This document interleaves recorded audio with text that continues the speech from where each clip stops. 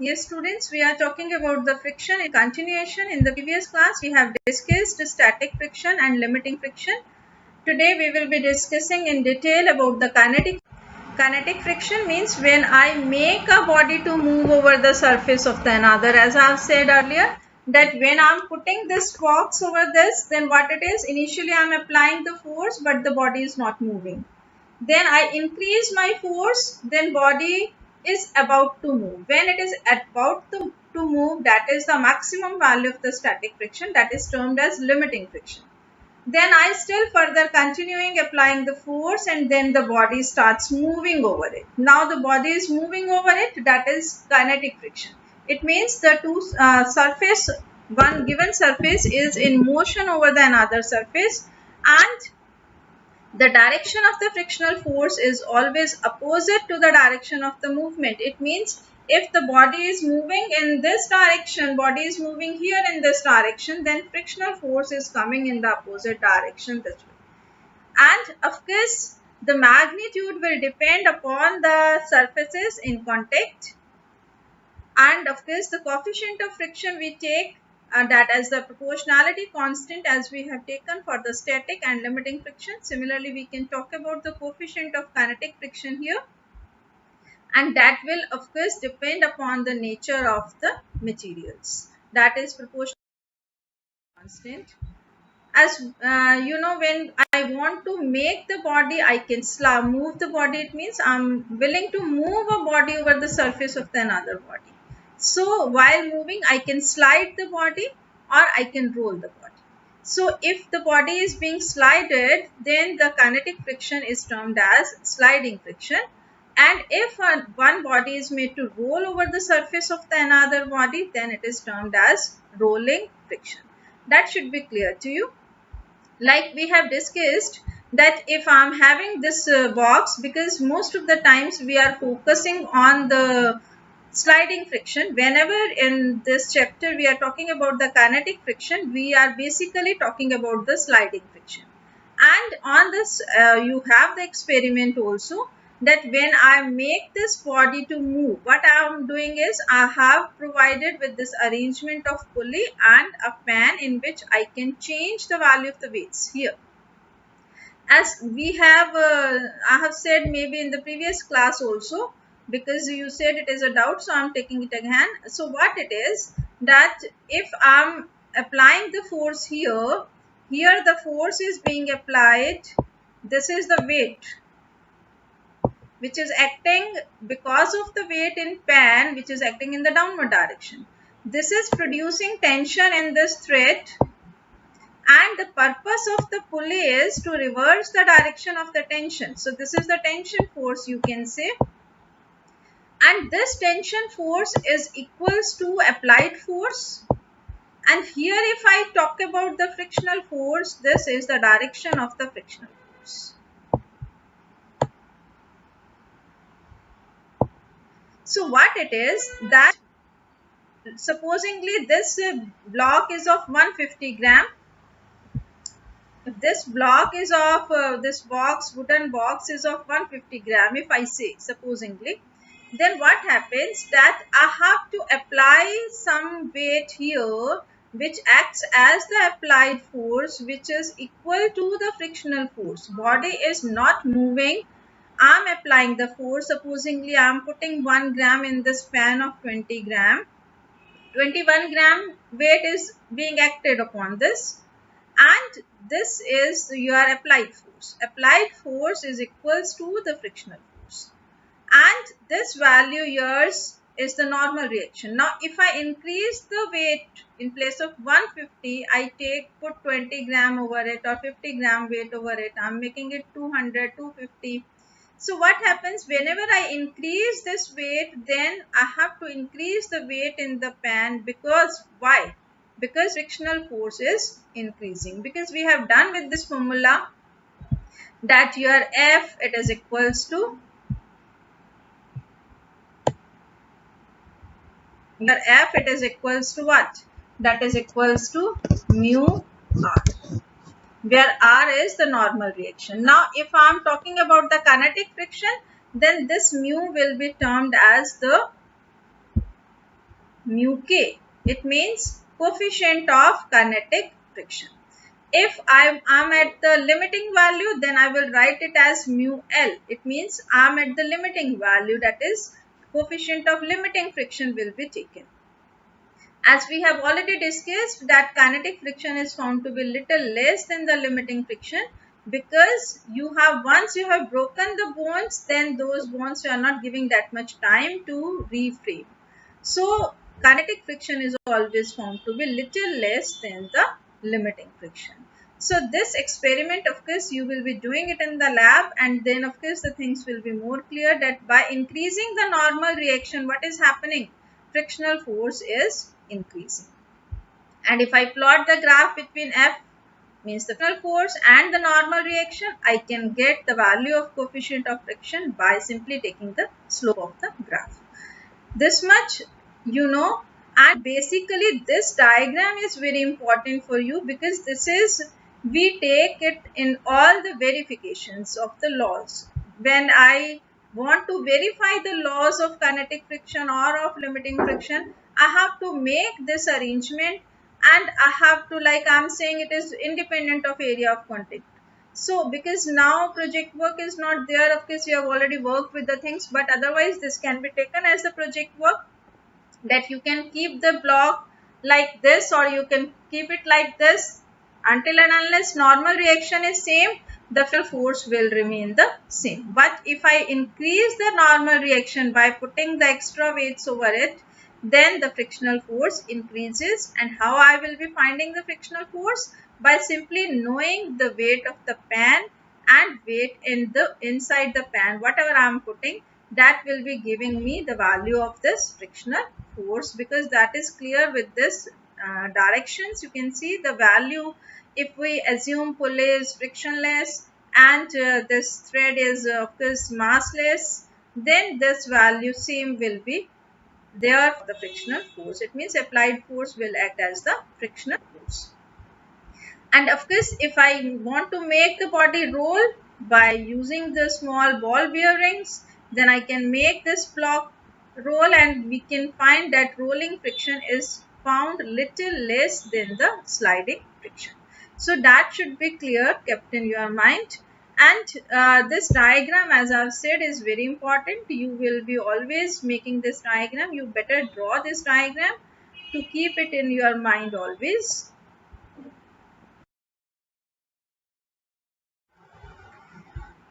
If I talk about the laws of kinetic friction, basically, as I've said, I'm focusing on sliding friction for this. So it depends upon the nature of the surfaces and the nature of polish. Of course, if the surfaces I change, then the frictional force will also get changed. Direction is always opposite to the motion, and of course is tangential to the two surfaces in contact. And if I talk about the maximum value of this is, of course, kinetic friction is also independent of the area of contact. Even it does not depend upon the velocity, but the condition is that the velocity should neither be too large nor it should be small. That is a condition with you, which is the extra thing as compared to the limiting friction laws we have discussed in the previous class.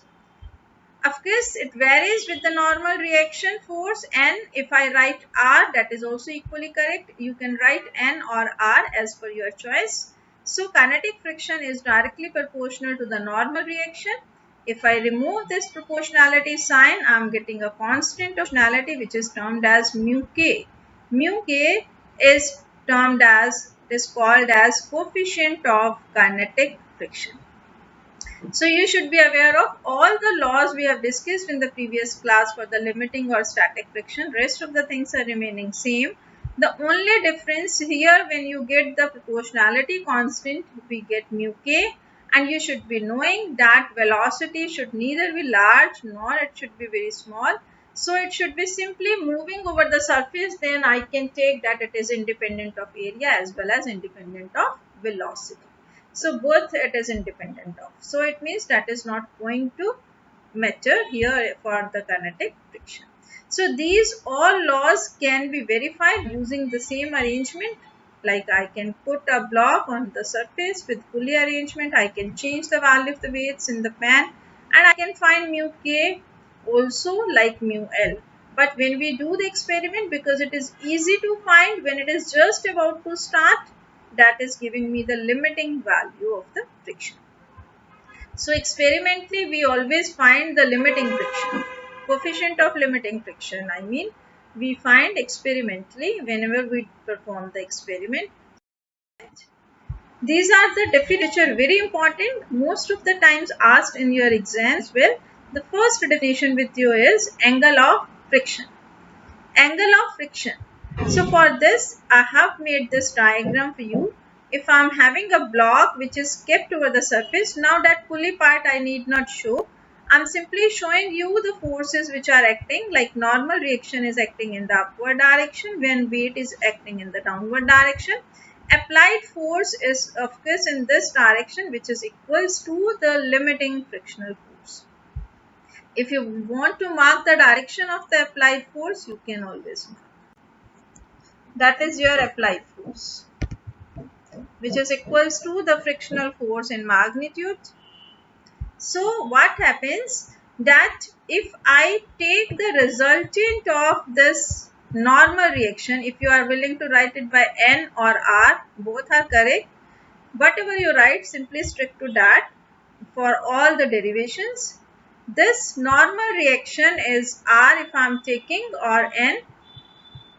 This is the frictional force acting, and if the resultant of these two forces is taken, this is the resultant force. If I complete the parallelogram, I take the resultant by the parallelogram law of vector addition, then this is resultant. So what angle this resultant is making with the normal reaction? This theta. This theta is termed as angle of friction.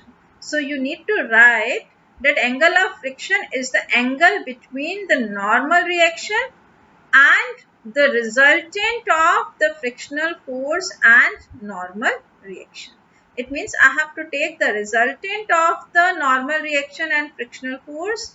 What angle this resultant is making with the normal reaction, that angle is termed as angle of friction. So many times this is asked for 1 mark. You have to define angle of friction. So that should be very clear with you.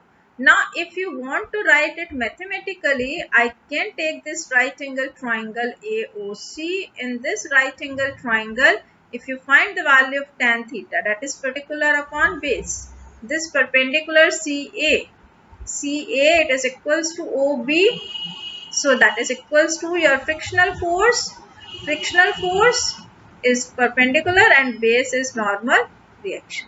So if I write limiting friction, or I say static friction maximum value, meaning is same.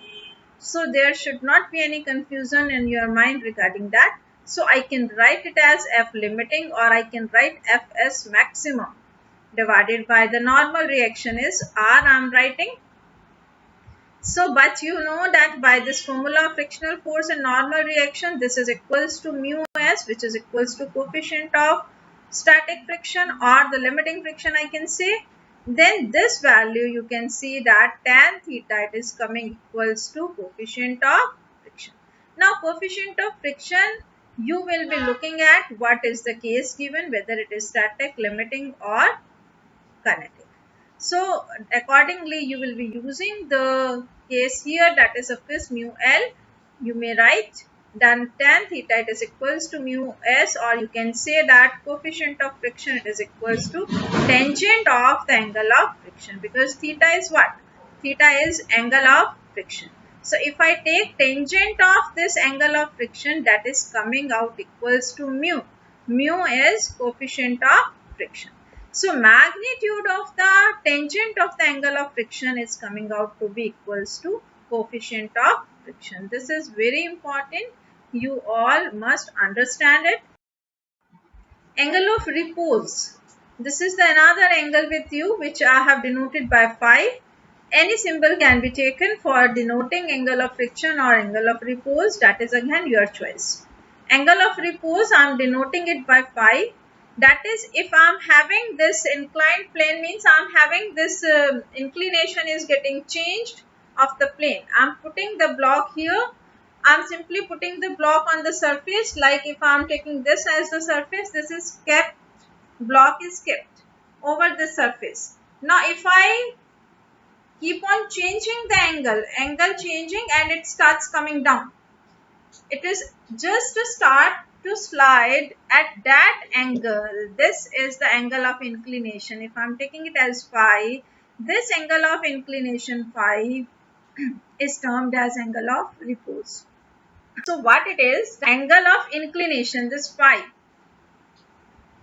at which the block or the body which is kept over the surface starts moving or starts sliding, that angle we are calling it as the angle of repose. So that minimum angle of inclination, you can say, of the plane at which the body kept on it starts to slide due to its own weight, that angle we are calling it as angle of repose. So this angle is phi, and if this is the weight mg is acting this way, then this angle is phi, then this angle is also equals to phi.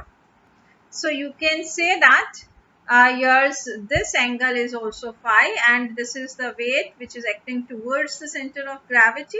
Then if I resolve this along this side, that is mg cos phi, and perpendicular to it the component is coming equals to mg sin phi. That if you draw the diagram, you will obviously come to know this diagram is again very important, because we will be using it at number of places. Now when the body is coming this way, sliding down, so the frictional has to act in the opposite direction of its motion. So this is the direction of the frictional force, Fs maximum, because I said most of the times experimentally when we talk about the limiting friction, which is equals to maximum value of the static friction. That you need to keep in mind. That is the point which is always useful for you in explaining all the derivations. So the body is just starting to slide. It has not slided. It is about to slide. That is, maximum value of static frictional force is coming into play. Then it means what it is, if the body is, it means still body is at rest, but it is about to move. How we will come to know that it is about to move? It will just start moving like this. A little 1 millimeter distance, you can say it will move. So we can say that it is about to move. So that point is to be calculated experimentally, of course. And it means at this point still the system is in equilibrium. So we can equate the components. It means this R, it is equals to mg cos phi in magnitude, opposite in direction, of course. And the mg sin phi, it is equals to the frictional force. I can write it as Fs maximum, or simply F also you can write, no problem. So you can simply write F, it is equals to mg sin phi. And if I divide both these, I am getting F upon R, it is equals to tan phi. But we have studied by the definition, this F upon R, it is equals to coefficient of friction, that is mu. So you are getting mu, it is equals to tan phi. So it means again coefficient of static friction, it is equals to tangent of the angle of repose. But in the previous slide, we have discussed that this coefficient of static friction, it is equals to tangent of angle of friction, tan theta. So if I put the value, I am getting that angle of friction, it is equals to angle of repose. So you can get a direct question to prove that angle of friction, it is equals to angle of repose. So again, this is a very important question with you. Prove that angle of friction, it is equals to angle of repose. Because there, when we talk about the angle of friction, then also we are saying the body is about to move. So limiting frictional case we are taking. Here also we are taking the case of limiting friction, which is of course equals to maximum value of static friction. So this is again a very important derivation with you. You need to keep this with you. This is the next heading with you. Now if I am saying that I am not making the body to just come at its own, Rather, it is coming with some acceleration. It means some extra force can be applied, or I am increasing the angle greater than the angle of repose. It means if I am putting it at the angle of repose, it just slides. But now if I am increasing the angle, then what will happen? The body will come with some acceleration. Now you have to find this acceleration of a body which is sliding down a rough inclined plane. I think the question is clear with you. Now what I have done, I have increased the angle greater than the angle of repose. This was the angle of repose. I am increasing the angle further. Now body is sliding down with some acceleration. Now if the body is sliding down with some acceleration, then that acceleration is to be calculated. So it means angle of inclination theta here is greater than the angle of repose, which we have said. We may write it phi or alpha, whatever name can be given. That is again your choice. Small a, we are assuming the acceleration with which the body is sliding down. Now when the body is sliding down here, of course this component again you can draw mg weight which is acting towards the center of gravity. This angle is theta, then this angle will also be theta.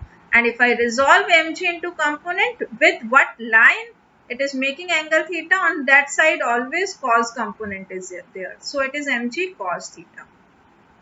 And perpendicular to it always is mg sin theta. So it means you should be aware of resolution of vectors.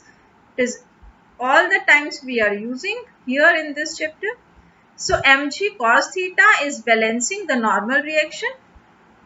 But here mg sin theta now is not equal to the frictional force, but it is of course greater than the frictional force, and by that value, the net value, so that this block can come down with some acceleration, that is A. So force for this will be equals to m into A. If I assume small m to be the mass of this block, small m, I am assuming the mass of this block. G is of course the acceleration due to gravity. So all those terms we are using all the times. So for this motion, if you make the free body diagram, then this force, which is now net force, which is acting in the downward direction, it is equals to m sin theta minus kinetic frictional force, because the body is in motion now. Now, so what it is, this frictional force, I know it is equals to F, it is equals to mu r, or I can write mu equals to F upon r. I can take the value of F from here, that is equals to mu r, and r is what? R, it is equals to mg cos theta. So if you put the value of here Fk, which is equals to mu into r, mu into mg cos theta. So I can write this expression like F, it is equals to the net force acting down, which can be written as mass into acceleration. This is equals to mg sin theta minus mu k mg cos theta. Now from here, if I take mg common, then m will cancel on both the sides, and I am left with acceleration, that is equals to small g, which is of course acceleration due to gravity, into sin theta minus mu k cos theta. Of course, mu k is the coefficient of kinetic friction. Clear? So that you should be knowing. This is simple derivation if you are having the knowledge of the free body diagram, which we have already discussed in laws of motion chapter. So that should be clear. So it means we have to use the previous knowledge, and further we are adding the frictional force, means because we are having the rough inclined plane. So when the plane is rough, then some frictional force will always be acting on it, and that is also to be taken into account. So this is a very simple derivation, but you need to keep it in your mind because we will be using it at number of places. Clear with you, beta?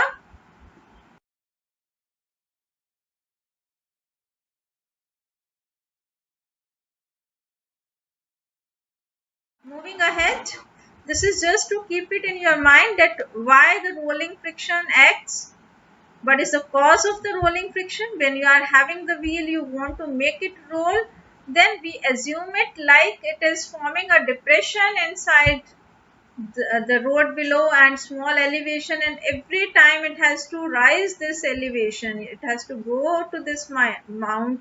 So you can say that it has continuously detaching itself, and in that detaching, that is causing the rolling friction. And if I talk about the laws of rolling friction, of course it depends upon the nature of the surfaces, and it is directly proportional to the normal reaction as the other laws we have discussed, but it is inversely proportional to the radius of the rolling body. If it is a wheel, then small r if I take as the radius, then the rolling frictional force is inversely proportional to the radius. And if I combine these two equations, I am getting Fr, it is equals to capital R upon R. And if I remove the proportionality sign, I am getting a proportionality constant, which is mu R, which is termed as coefficient of rolling friction. So this formula, just for your awareness, you can keep it in your mind, but most of the time derivations are based on the basis of sliding friction. So sliding friction is very important for you, but of course rolling friction we will be using at some particular places, that of course you will come to know in the coming lectures. For till then you need to keep this formula in your mind. If I want to find the work done over the horizontal surface against the frictional force, of course about the work done we will be dealing in detail also in the coming chapter, but from your previous knowledge you know that work done, it is equals to the force into the displacement in the same direction of the force. So if I am applying the force to move this block on the horizontal surface, I assume S is the distance, then I can write that work done will be given by F into S. But here I want to find, because of the frictional force against frictional force, so it means my applied force should be equals to the limiting value of the frictional force, or I can say if I am talking about the kinetic friction, then it should be equals to the kinetic frictional force. So small f, it is equals to capital F for this particular case.